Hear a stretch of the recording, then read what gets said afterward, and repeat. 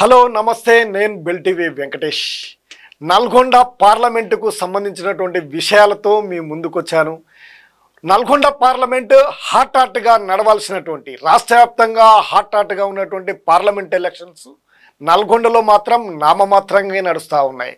నల్గొండ పార్లమెంటులో చోటు చేసుకున్నటువంటి రాజకీయ పరిస్థితులు ఏ విధంగా ఉన్నాయి, రాజకీయ పరిణామాలు ఏ విధంగా చోటు చేసుకుంటున్నాయి, ఎవరు నెగ్గే అవకాశం ఉంది నల్గొండలో అనే వివరాలు పూర్తిగా నియోజకవర్గాల వారీగా నియోజకవర్గాల్లో చోటు చేసుకుంటున్నటువంటి రాజకీయ పరిస్థితులపై మా బెల్టీవీ నిర్వహించినటువంటి బృందం ఇచ్చినటువంటి సమాచారం, అదేవిధంగా వివిధ జర్నలిజంలో సమాజంలో గుర్తింపు పొంది సమాజంలో అవగాహన కలిగినటువంటి రాజకీయ అవగాహన కలిగినటువంటి వారందరు ఇచ్చినటువంటి సమాచారం మేరకు ఈ వివరాలన్నీ మీ ముందు ఉంచుతాను. ముఖ్యంగా నల్గొండ పార్లమెంటు విషయానికి వస్తే ప్రధానంగా కాంగ్రెస్ పార్టీ, అదేవిధంగా బీఆర్ఎస్, బీజేపీ, సరికొత్తగా బీఎస్పీ పార్టీ కూడా ఇప్పుడు ఎన్నికల ఊరులో పాల్గొంటుంది. తమ యొక్క గెలుపు కోసం వ్యూహాత్మకంగా ముందుకు కదులుతున్నటువంటి అంశాన్ని మనము పరిశీలించవచ్చు. ముఖ్యంగా నల్గొండ పార్లమెంటు కాంగ్రెస్ పార్టీ కంచుకోట. అది గత కొంతకాలంగా కొన్ని దశాబ్దాలుగా కూడా తన యొక్క ప్రతాపాన్ని చూపిస్తూ ఉంది. ప్రతిసారి బీఆర్ఎస్ ఇటు కమ్యూనిస్టులు కంచుకోట అయినప్పటికీ వారిని కాదని గెలుచుకుంటున్నటువంటి పరిస్థితి అయితే కనిపిస్తూ ఉంది. అదే మళ్ళీ పునరావృతం అయ్యే అవకాశాలు కనిపిస్తున్నాయా? మరి వారికి గెలుపు అవకాశాలు ఏ విధంగా ఉన్నాయి? మరి మిగిలినటువంటి పార్టీల పరిస్థితి ఏంటి? అభ్యర్థుల యొక్క తీరుతెన్నులు ఏ విధంగా ఉన్నాయి? ప్రజలు ఏమనుకుంటున్నారు, మేధావులు ఏమనుకుంటున్నారు అనే విషయాలను మనం ఒకసారి పరిశీలిస్తే ప్రధానంగా ఇంత ముందుకు చెప్పుకున్నట్లుగానే కాంగ్రెస్ కైవసం చేసుకునే అవకాశాలు మొండిగా కనిపిస్తున్నాయి. కాంగ్రెస్ ఓటు బ్యాంకు ప్రధానంగా ఇక్కడ ఎక్కువగా ఉంది. 7 నియోజకవర్గాల్లో కూడా తమ యొక్క ప్రతాపాన్ని చూపే అవకాశాలు స్పష్టంగా కనిపిస్తూ ఉన్నాయి.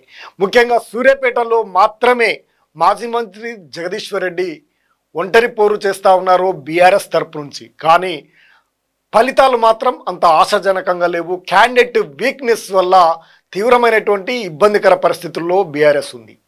వాస్తవానికి బీఆర్ఎస్ కొంత మెరుగుపడవచ్చు, గత అసెంబ్లీ కంటే మెరుగుపడే అవకాశాలు ఉన్నప్పటికీ కేసీఆర్ పర్యటన కొంత రైతుల్లో కదలిక వచ్చినప్పటికీ దాన్ని క్యాచ్ చేసుకోవడానికి క్యాండిడేట్ వీక్నెస్ తీవ్రమైనటువంటి ప్రభావాన్ని అయితే చూపిస్తూ ఉంది బీఆర్ఎస్ పార్టీ పరిస్థితి. ఓటు బ్యాంకు బలంగా ఉన్నటువంటి కాంగ్రెస్ పార్టీ, దానికి తోడుగా 2 మంత్రులైనటువంటి ఉత్తమ్ కుమార్ రెడ్డి, కోమటిరెడ్డి వెంకటరెడ్డి కూడా సీరియస్గా తీసుకునే పరిస్థితి రావడం ఇప్పుడు కాంగ్రెస్కు మరింత కలిసి వచ్చే అవకాశంగా స్పష్టంగా కనిపిస్తూ ఉంది. 3 నేతలు కలిసి కాంగ్రెస్ను గట్టెక్కించడానికి విశ్వ ప్రయత్నాలు చేస్తూ ఉన్నారు. వాస్తవానికి ఎంతో ఓరును తలపించాల్సినటువంటి పరిస్థితులు ఉన్నటువంటి నల్గొండ పార్లమెంటు ఇప్పుడు నామమాత్రపు ఎన్నికల మాదిరిగానే కొనసాగుతూ ఉన్నాయి. ప్రత్యర్థి పార్టీల యొక్క వీక్నెస్ కాంగ్రెస్ కూడా కలిసి వచ్చే అవకాశము, బలమైనటువంటి నేతలు కాంగ్రెస్కు ఉండటం, వారంతా కూడా విభేదాలు పక్కకు పెట్టి రఘువీరారెడ్డి గెలుపు కోసం కృషి చేయాల్సినటువంటి పరిస్థితులు అయితే స్పష్టంగా కనిపిస్తూ ఉన్నాయి. అందుకు వారి యొక్క అడుగులు, వారి యొక్క వ్యూహాలు కూడా స్పష్టంగా కనిపిస్తూ ఉన్నాయి. నల్గొండ అసెంబ్లీ నియోజకవర్గానికి వస్తే కోమటిరెడ్డి వెంకటరెడ్డి సీరియస్గా తీసుకోవాల్సినటువంటి అవసరం ఏర్పడింది. వాస్తవానికి జానారెడ్డి కానీ జానారెడ్డి కుటుంబానికి కానీ ఎప్పుడు కూడా సఖ్యత ఉన్నటువంటి పరిస్థితి కోమటిరెడ్డి వెంకటరెడ్డికి లేదు. కానీ ఇప్పుడున్నటువంటి పరిస్థితుల్లో కంచర్ల భూపాల్ రెడ్డి సోదరుడైనటువంటి కంచర్ల కృష్ణారెడ్డికి టికెట్ ఇవ్వడంతో ఇప్పుడు వారిని ఓడించడం కోమటిరెడ్డి వెంకటరెడ్డికి ఎంతో అత్యవసరమైనటువంటి పరిస్థితి నెలకొంది. ఎందుకంటే భూపాల్ రెడ్డి తీవ్ర స్థాయిలో కోమటిరెడ్డి బ్రదర్స్పై విరుచుకుపడినటువంటి నేపథ్యం, గతంలో ఆయన ఎమ్మెల్యేగా ఉన్నప్పుడు కోమటిరెడ్డి వెంకటరెడ్డికి సంబంధించినటువంటి అనుచరులపై తీవ్రమైనటువంటి నిర్బంధాన్ని కూడా కొనసాగినటువంటి పరిస్థితుల నేపథ్యంలో ఇప్పుడు కోమటిరెడ్డి వెంకటరెడ్డి సీరియస్గా తీసుకొని రఘువీరారెడ్డి గెలుపు కోసం పునాదులు వేస్తూ ఉన్నారు, వ్యూహాత్మకంగా కదులుతూ ఉన్నారు. అక్కడ ఉన్నటువంటి రాజకీయ పరిస్థితుల నేపథ్యంలో ఇక ఇంటిని చక్కబెట్టుకోలేక కంచర్ల బ్రదర్స్ విలవిలలాడుతున్నటువంటి పరిస్థితి, ఇక అనేక కీలకమైనటువంటి నేతల పర్యటనలు కూడా కలిసి వచ్చే అవకాశాలు అయితే కనిపించడం లేదు. నల్గొండ అసెంబ్లీ నియోజకవర్గంలో కంచర్ల భూపాల్ రెడ్డికి ఎవరు కూడా సహకరించే పరిస్థితి లేదు. అందుకు ఆయన ఎమ్మెల్యేగా ఉన్నప్పుడు వ్యవహరించినటువంటి ఆయన చర్యలు, అదేవిధంగా ఎమ్మెల్యే తర్వాత గత అసెంబ్లీ ఎన్నికల్లో ఆయన వ్యవహరించినటువంటి తీరు తీవ్రంగా క్యాడర్కు గ్యాప్ పెరిగింది. ఆయనకెవరు సహకరించే పరిస్థితి అయితే లేదు. ఇక ఈ పరిస్థితుల నేపథ్యంలో నల్గొండ అసెంబ్లీలో రఘువీరారెడ్డికి మెజార్టీగా పడే అవకాశాలు కూడా స్పష్టంగా కనిపిస్తూ ఉన్నాయి. ఇక సూర్యాపేట విషయానికి వస్తే, సూర్యాపేటలో బీఆర్ఎస్ నుండి మాజీ మంత్రి జగదీశ్వర్ రెడ్డి వ్యూహాత్మకంగా పావులు కదుపుతున్నప్పటికీ ఆయన పరిస్థితి అయితే కొంత ఇప్పుడు అయోమయంగానే ఉంది. రెండు గ్రూపులుగా ఉన్నటువంటి కాంగ్రెస్ ఏకదాటిగా జానారెడ్డి తనయుడికి చేయడానికి సిద్ధమవుతున్నారు. ఈ పరిస్థితుల నేపథ్యం, ఇక అక్కడ ఉన్నటువంటి బీజేపీ పార్టీ కూడా అంత ఆశాజనకంగా సైదిరెడ్డికి సంకినేని వెంకటేశ్వరరావు సహకరించే పరిస్థితి లేకపోవడం, వీటన్నిటి పరిణామాల్లో అక్కడ కాంగ్రెస్ పార్టీకి కొంత ఎడ్జీ వచ్చే అవకాశం ఉందనే విశ్లేషణ కూడా జరుగుతుంది.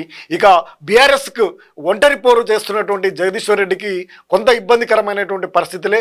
గత 4000 మెజార్టీనే గెలిచినటువంటి ఆయన ఈసారి ఎక్కువ మెజార్టీని పొందాలని చూస్తున్నప్పటికీ అది క్యాండిడేట్ వీక్నెస్ వల్ల పొందే అవకాశాలు అయితే కనిపించడం లేదనే చర్చ జరుగుతుంది. ఇక ఉత్తమ్ కుమార్ రెడ్డి కీలకంగా తనదే ఈ ఎన్నికన్నట్టు ఆ రెండు నియోజకవర్గాల్లో పాగవేయడానికి ఇప్పటికే బీఆర్ఎస్ బీజేపీకి చెందినటువంటి వారిని తమ వైపు తిప్పుకొని బలోపేతం అవుతా ఉన్నారు ఈ ఎన్నికల నేపథ్యంలో.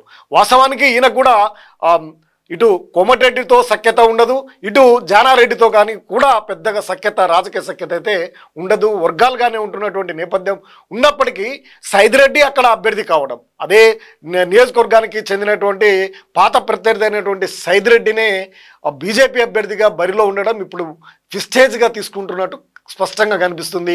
అనివార్యంగా వారు రఘువీరారెడ్డి గెలుపు కోసం విశ్వప్రయత్నాలు చేస్తున్నటువంటి పరిస్థితుల నేపథ్యంలో రఘువీరారెడ్డి పై చేయగానే ఈ నియోజకవర్గాల్లో కూడా కనిపిస్తూ ఉన్నారు. ఇక మిర్యాలగూడ, నాగార్జున సాగర్, ఇటు దేవరకొండ నియోజకవర్గాల్లో జానారెడ్డికి మంచి పట్టుంది. ఈ రెండు నియోజకవర్గాల్లో వారికి బంధుత్వాలు, పట్టు, రాజకీయ అనుచరులు ఉన్నప్పటికీ దేవరకొండలో మాత్రం దేవరకొండ ఎమ్మెల్యే అయినటువంటి బాలు నాయక్ కూడా జానారెడ్డికి అత్యంత సన్నిహితుడై ఉండడం, వీటి పరిణామాల నేపథ్యంలో కాంగ్రెస్ సునాయాసంగా మెజార్టీని పొందే అవకాశాలు ఉన్నాయి. భారీ మెజార్టీని అంచనా వేస్తున్నప్పటికీ అది సాధ్యం కాదనే అభిప్రాయం వస్తుంది. ఇక్కడ ఈ 3 నియోజకవర్గాల్లో కూడా తన యొక్క ప్రతాపాన్ని కాంగ్రెస్ చూపించే అవకాశాలు ఉన్నాయి. ఇక ముఖ్యంగా బీఆర్ఎస్ పార్టీ పరిస్థితి చూస్తే కంచర్ల కృష్ణారెడ్డి ఎవరికి కూడా గుర్తింపు ఉన్నటువంటి వ్యక్తి కాకపోవడం పెద్ద మైనస్గా కనిపిస్తూ ఉంది. బీఆర్ఎస్ క్యాడర్లో అంటే ఎటువంటి చర్చ జరుగుతుందంటే దాదాపు చేతులెత్తేసే బ్యాచ్లో ఈయన కూడా ఒకరు అనే చెప్తా ఉన్నారు. గత ఎన్నికల్లో బీఆర్ఎస్కు చెందినటువంటి ఎమ్మెల్యే అభ్యర్థులు ఎన్నికల చివరి దశలో చేతులెత్తేసినటువంటి పరిస్థితి.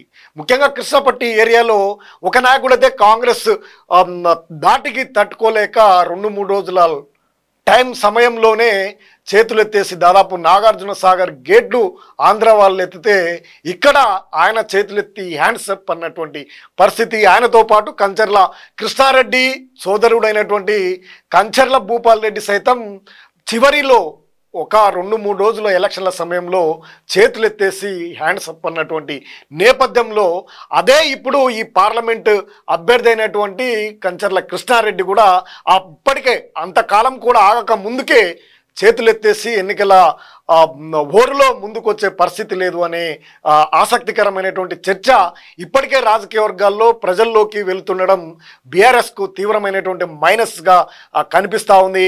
ఆయన ఆర్థిక పరమైనటువంటి అంశంలో సహకరించడం లేదని మాజీ ఎమ్మెల్యేలంతా కూడా అంటున్నటువంటి నేపథ్యంలో కృష్ణారెడ్డి అందుకు ముందుకు రాకపోవడం, ఇక కంచర్ల భూపాల్ రెడ్డి తీవ్రమైనటువంటి మైనస్గా ఆయన నియోజకవర్గాన్నే చెల్లనటువంటి పైసగా మారినటువంటి భూపాల్ రెడ్డి ఆయన ఒక జిల్లా నాయకుల్లాగా ఆయన సోదరుడు వెంట ప్రచారానికి అన్ని నియోజకవర్గాలు గతంలో తిరిగిండి. ఇప్పుడు అధిష్టానం సీరియస్ కావడం, తో ఆయన ఇప్పుడు వెనకంజ వేసినప్పటికీ ఆయన జిల్లా వ్యాప్తంగా తిరగడం పూర్తిగా మైనస్లోకి పడిపోయినటువంటి అంశము ప్రధానంగా బీఆర్ఎస్కి అయితే కనిపిస్తుందనే ఆసక్తికరమైనటువంటి చర్చ జరుగుతూ ఉంది. ఇక కనీసం ఖర్చులకు కూడా గత కొంతకాలంలో కేసీఆర్ పర్యటన సందర్భంగా అదేవిధంగా హరీష్ రావు పర్యటన సందర్భంగా గ్రామ స్థాయి నాయకులకు ఖర్చులకు కూడా ఇవ్వలేని పరిస్థితిలో కృష్ణారెడ్డి ఉన్నారంటూ ప్రచారము లేవడంతో ఇప్పుడు అది హాట్ టాపిక్గా దహనంలో వ్యాపించింది. అన్ని నియోజకవర్గాలకి క్షేత్రస్థాయిలోకి వెళ్ళడం తీవ్రమైనటువంటి మైనస్లో పడిపోయింది బీఆర్ఎస్ అభ్యర్థి అయినటువంటి కృష్ణారెడ్డి అనే అభిప్రాయం కూడా వ్యక్తమవుతుంది.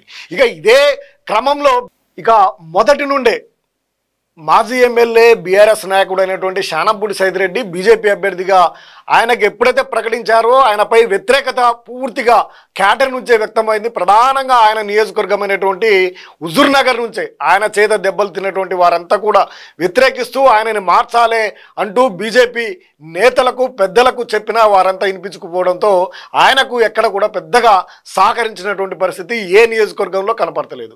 కేవలం నల్గొండలో ఆయనతో పాటు ఆయన తెచ్చుకున్నటువంటి పిల్లి రామరాజు ఒక్కడే యాక్టివ్గా ఎన్నికల్లో పాల్గొంటున్నటువంటి పరిస్థితి అయితే కనిపిస్తుందనే చర్చ జరుగుతుంది. ఏదో మోడీ చరిస్మాతో ఓట్లు పడతాయని అనుకున్నప్పటికీ రాను రాను ఆ మోడీ యొక్క ప్రభావం కూడా తగ్గిపోయి పూర్తిగా ఢిల్లీలోకి వెళ్ళిపోయినటువంటి పరిస్థితి. ప్రధానంగా సైదిరెడ్డిపై ఉన్నటువంటి వ్యతిరేకత ఆయన గతంలో అదే నియోజకవర్గానికి చెందినటువంటి బీజేపీ నేతలను అదేవిధంగా రాష్ట్ర నాయకుడు అయినటువంటి రాష్ట్ర అధ్యక్షుడైనటువంటి బండి సంజయ్ను కూడా ఆయన అరెస్టు చేయించడం, కొట్టడము, హింసలకు గురి చేసినటువంటి పరిస్థితులు వీటన్నిటి నేపథ్యంలో సైదిరెడ్డి కూడా క్యాడరు సపోర్ట్ చేసే అవకాశం లేదు. ఆయన ప్రచారం కూడా నామమాత్రంగానే కనిపిస్తూ ఉంది. పెద్దగా అయితే ఆసక్తికరమైనటువంటి ప్రచారం కూడా ఆయన కొనసాగడం లేదు. ఇదంతా కూడా ఒక ఎత్తుగడగానే కనిపిస్తుందనే అభిప్రాయం కూడా వ్యక్తమవుతుండడం. ఇటు బీఆర్ఎస్ బీజేపీ పరిస్థితి ఈ విధంగా ఉంటే ఇక ప్రచారంలో బీఎస్పీ మరో జాతీయ పార్టీ అయినటువంటి బీఎస్పీ అభ్యర్థి అయినటువంటి విరిగినేని అంజయ్య మాత్రం ప్రచారాన్ని తక్కువ సమయంలో తక్కువ ఖర్చుతో ప్రజల్లోకి దూసుకెళ్తా ఉన్నారు. ఇప్పటికే ఆయన ఓటు బ్యాంకును పెంచుకోవడానికి ప్రయత్నం అయితే చేస్తూ ఉన్నారు.